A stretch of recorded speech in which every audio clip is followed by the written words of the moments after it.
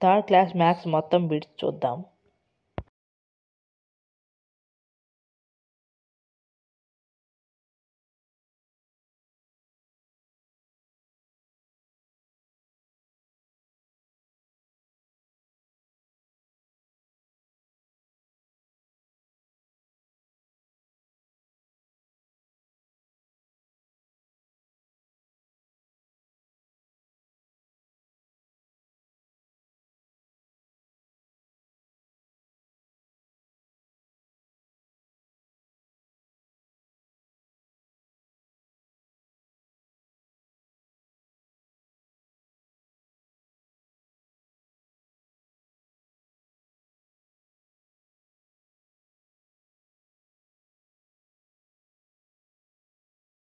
శకుంతలాదేవి గారి జననం ఎప్పుడు?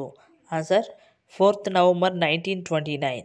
Next bit. శకుంతలాదేవి గారు 13 అంకెల సంఖ్యలను గుణించి ఎంత సమయంలో జవాబు చెప్పింది? ఆన్సర్ 28 సెకండ్లు. Next bit. శకుంతలాదేవి గారి ప్రతిభ గిన్నిస్ పుస్తకంలో ఏ సంవత్సరంలో నమోదయ్యింది? ఆన్సర్ 1982. Next bit. గుణ్యం ఇంటూ గుణకం ఈక్వల్ టు లబ్ధము. Next bit. 21 × 2 = 42లో గుణ్యం ఏది? ఆన్సర్ 21.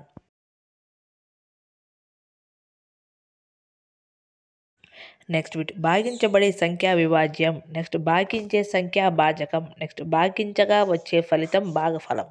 Next bit. 30/5 = 6లో విభాజ్యము ఏది? ఆన్సర్ 30.